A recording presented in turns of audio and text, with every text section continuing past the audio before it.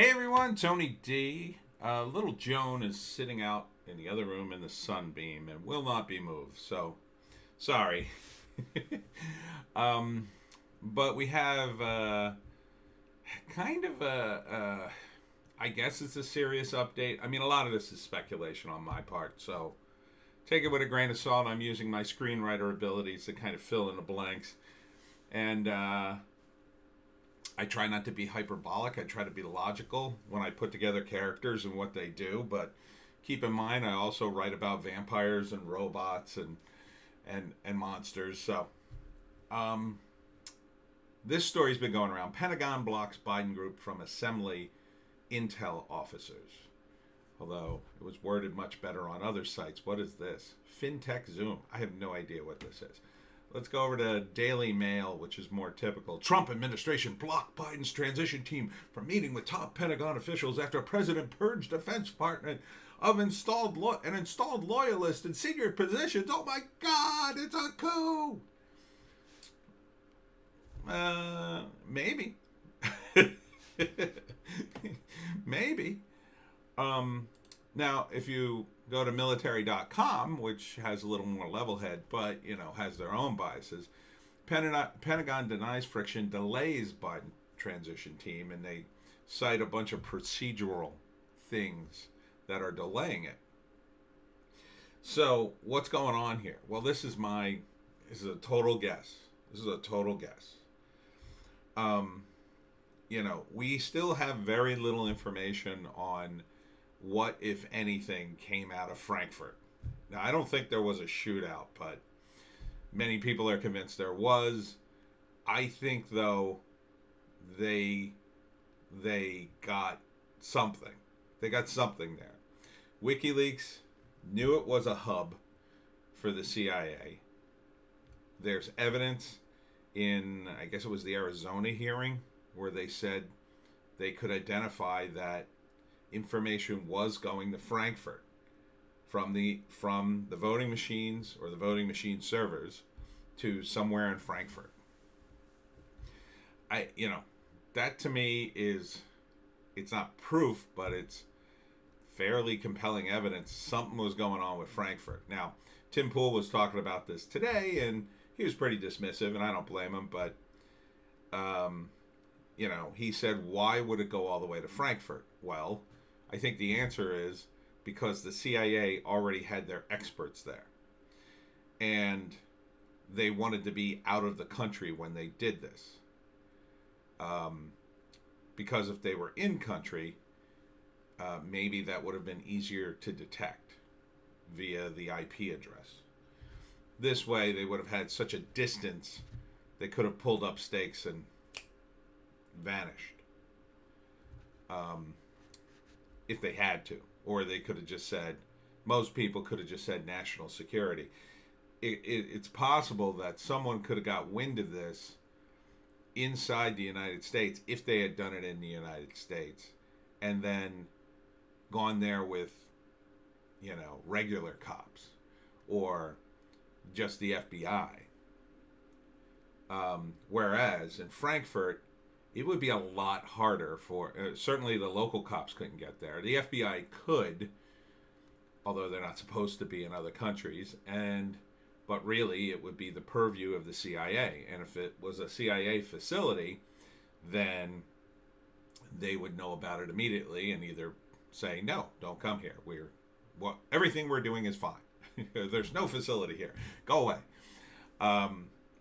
So I think that's mostly the reason. I also suspect there's probably some laws on the book in Germany that would have helped the facility keep people out or keep people at bay. They could have put the Germans in front of them, and the Germans would have said, no, you can't come here. But, there is a tiny fraction of evidence that the raid happened and that it was a raid. Now, I don't think there was a shootout. I don't think anybody was killed. I just don't. And I think if there was a shootout and someone was killed, we're probably not going to hear the real deal about this story until much later on. So how does this relate to the election? I think what Trump is doing now is he's trying to turn the tide of public opinion. And that is happening. That is happening. We've gone from, oh, the election's over, to, yeah, they don't really, this is all baseless allegations, to, this is unproven allegations, to, that evidence doesn't matter. So, and you have Democrats just, man, they've dug their heels in, and that's it. They are willing to sacrifice their political careers over this. Everyone is. It's incredible to watch. It's incredible to watch low-level state employees, like the one in Georgia, say, "Oh, we're gonna erase the machines," or no, it was Michigan maybe. I forget. One of them was just like, "We're gonna erase the machines." Has like no reason to erase the machines. Did I lose my other link? I think I did. No. Again, the CD Media. I don't know these guys, but according to them, and they've been following this story, I cited them yesterday, Flynn forensic team in Antrim County Courthouse has removed and is copying Dominion hard drives. Is this true?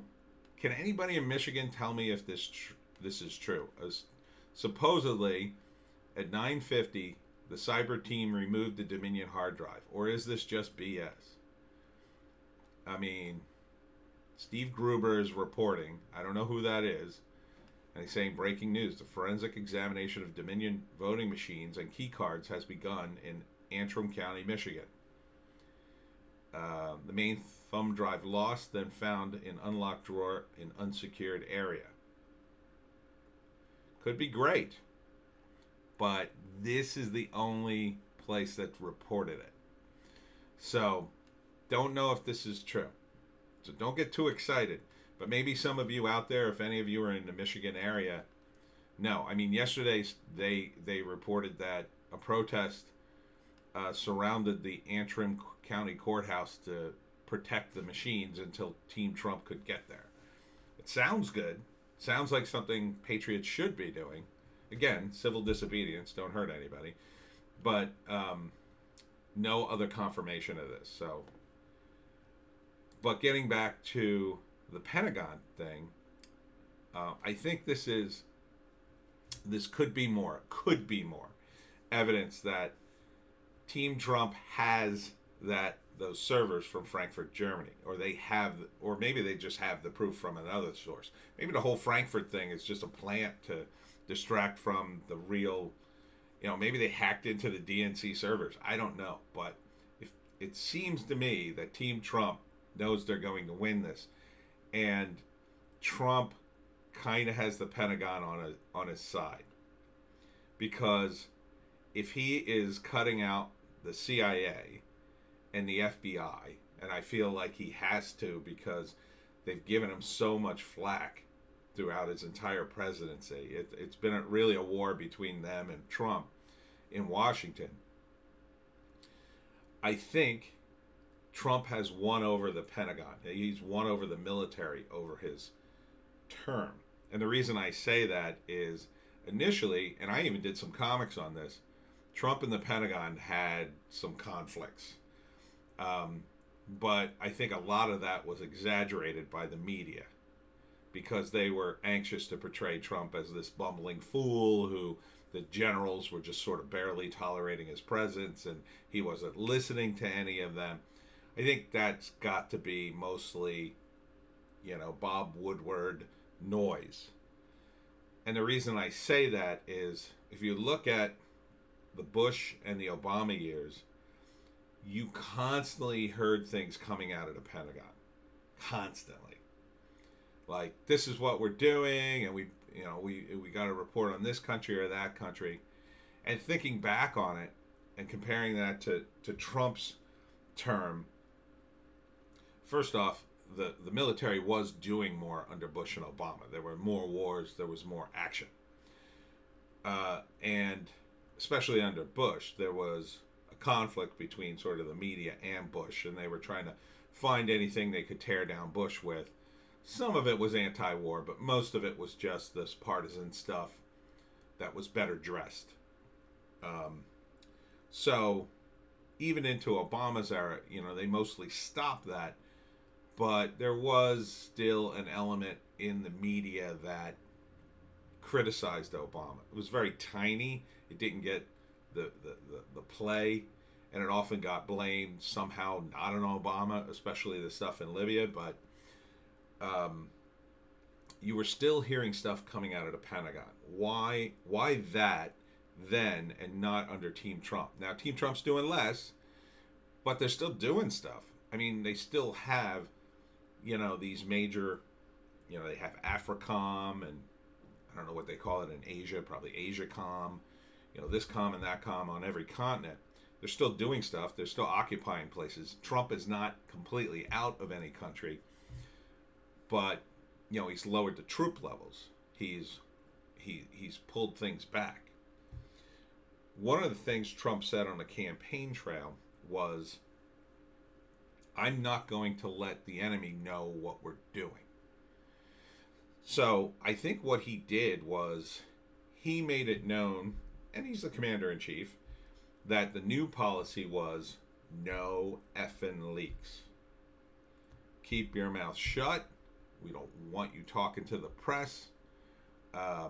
We want to keep our strategy a secret, need to know basis, everything. So I think that became the policy. I think it took maybe a year and a half for that to fully kind of coalesce as the new culture in the Pentagon. But I think that happened because if you look back, you don't see a lot of chatter coming out of the Pentagon after that initial year. Not really. After the Syria bombing, you never heard anything really coming out of the Pentagon about Yemen. A little bit, but not a lot. And Trump had an issue with whistleblowers that he fixed in his own team. So he's been effective in that, in fighting that, in getting to the point where there are loyalists in the government that aren't just gonna blab. Now it hasn't been all good. I mean, you look at John Bolton, but even Bolton, although he blabbed about Trump, he didn't really blab about other stuff per se. And when these guys did, it was in books that only certain people read. And the media, obsessed with the day-to-day, they're not really digging anymore into they've completely ignored the Pentagon. They're not the hot story anymore. During the Bush years, it was all about these Pentagon meetings. You had more Pentagon meetings than you had press conferences. If you can imagine, generals pointing at maps and, talking about their progress that never really became progress. And then, it's a way that I think presidents use during wartime to distract the country from them. It's like, well, we'll put it on the generals for a while, let them deal with the public. People tend to trust the military. A lot of people do. I shouldn't say everybody, but a lot of people do.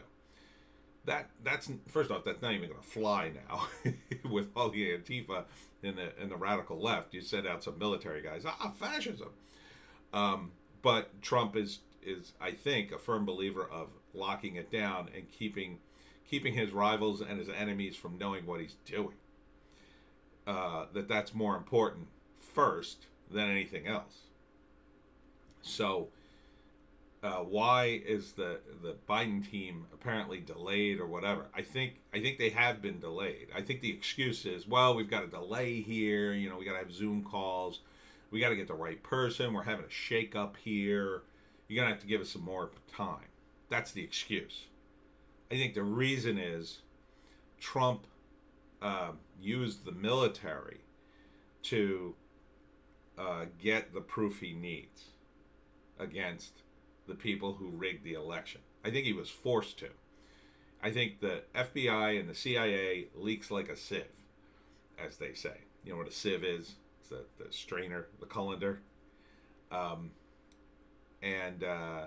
So he couldn't go to them. And that makes sense because, first off, the FBI, they only deal with internal crimes, and they've always been corrupt. understand the FBI has been corrupt from the day they created it. The CIA is not even supposed to work within the United States, and they're very. I shouldn't even say they're corrupt. They were never. They were kind of never. They were designed to be this dirty sort of group in the government that did horrible things. But that was only supposed to be on wartime, and then then it was during the Cold War, and now why are they even here? They've become political when they should be beholden to Congress and the civilian government, but they have grown too large in my view. So Trump cut them out, and he had to, I think, in order to get a group that would A, be loyal, and B, kind of impartial to the whole thing.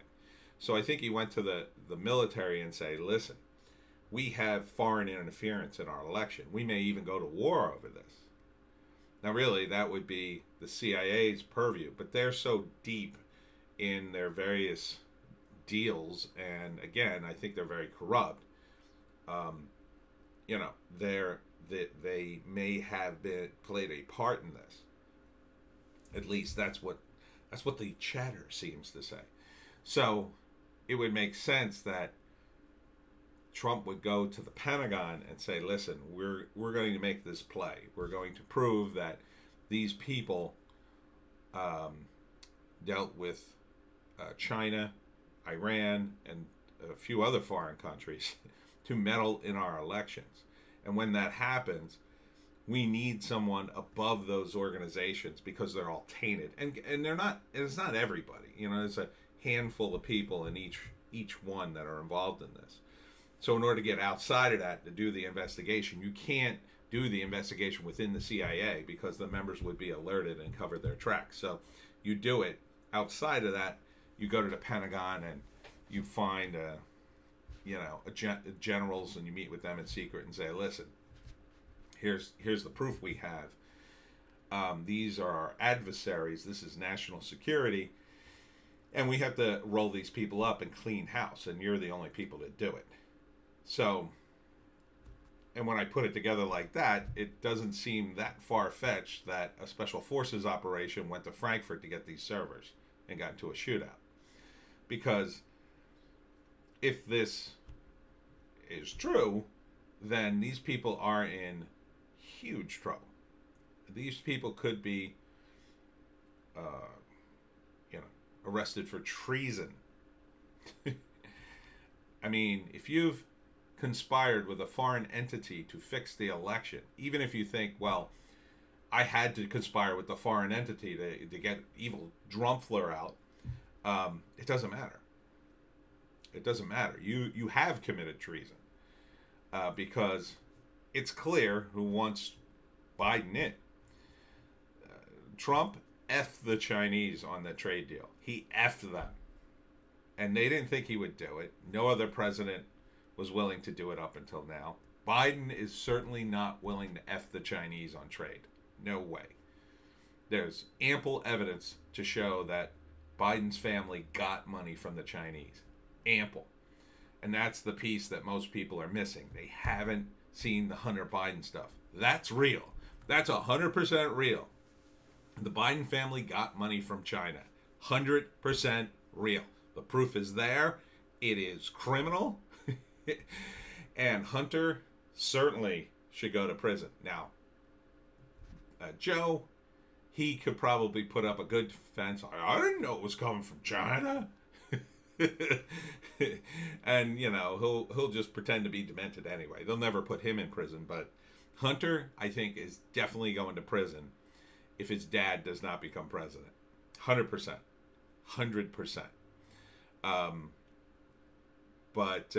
And I think that's partly why, Joe's fighting this hard. He's in. Either he becomes president or everything in his life probably falls apart. So, it comes from the top down. The guys at the top of the DNC are just pushing their adversaries. Listen, I don't care what you have to do. Make sure they don't find those voting machines. but I'll lose my job. I'll lose my career. I might go to prison. We'll take care of you. We'll take care of you. They'll promise you anything. They're desperate. They're desperate because the people on top really don't want to go to jail. They will send you to jail. So people on the bottom, you know, some of them, they're probably just as compromised as the people up top. They know or suspect that, oh God, I've taken money from the wrong people. You know, it's one thing to take bribes, but when you take bribes from a group that turns out it's got foreign ties, or you're alerted, listen, you have to do this. You have to sacrifice yourself and probably go to jail, because if you don't, they're going to find out that the group who gave you money has ties to China, and then you'll be going to jail for the rest of your life, as opposed to a year for, you know, harvesting ballots or whatever. So I think that's the pressure there. So I think Trump is getting all his ducks in a row.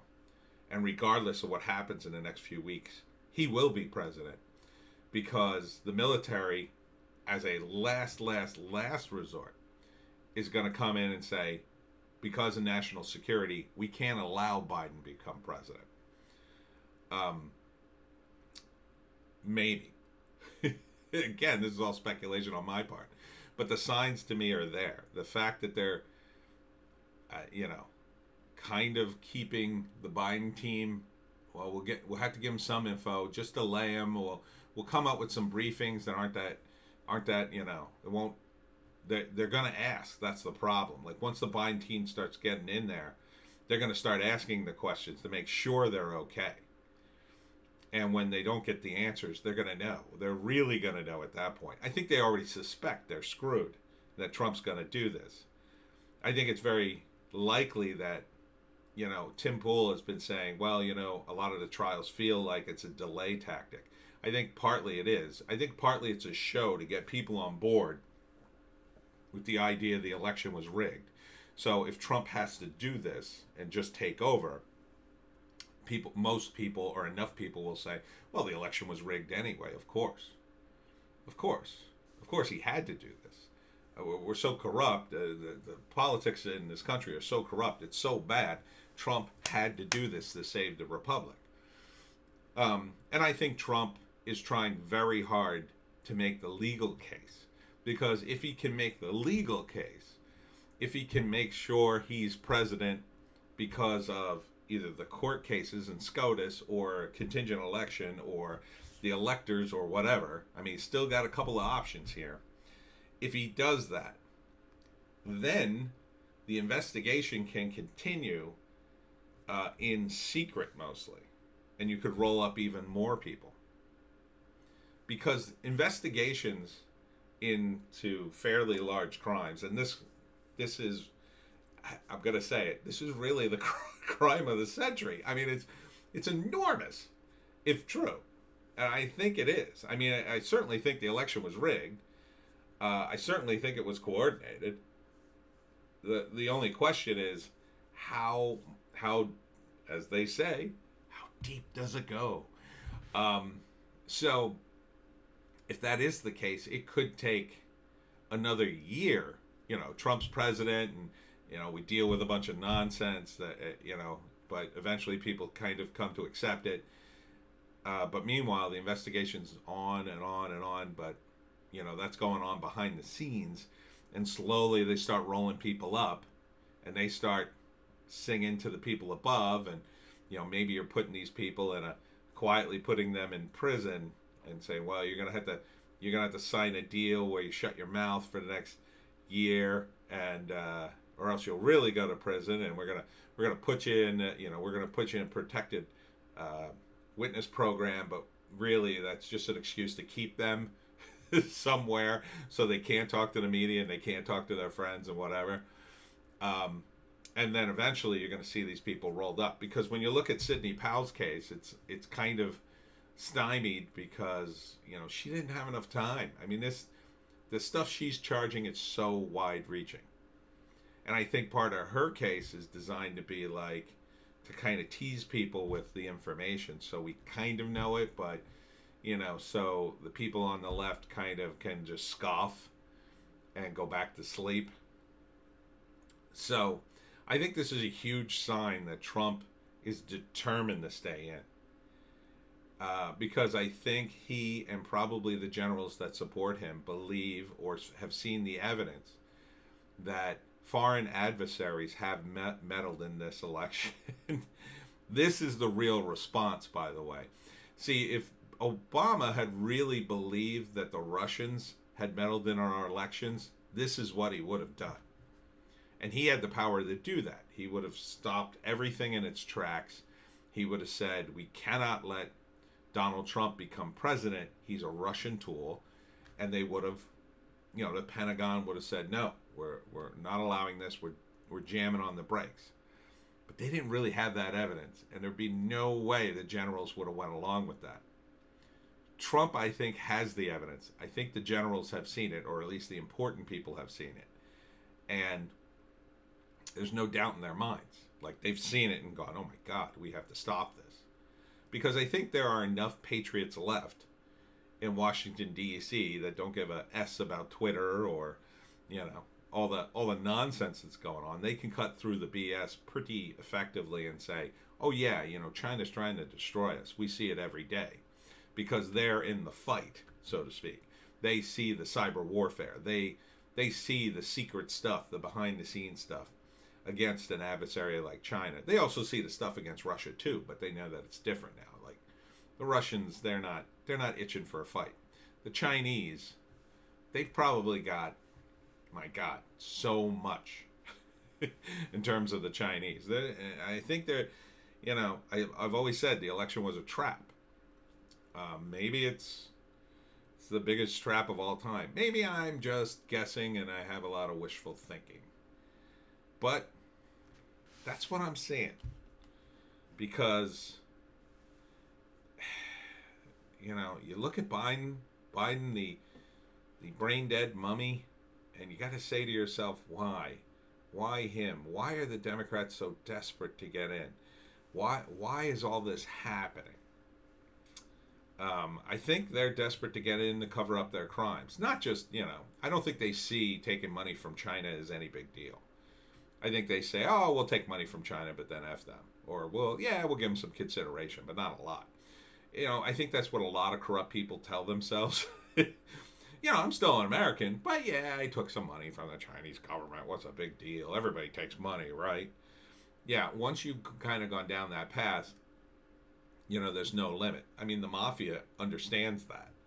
The mafia understands how bribes work. Once someone takes a bribe from you, you kind of own them.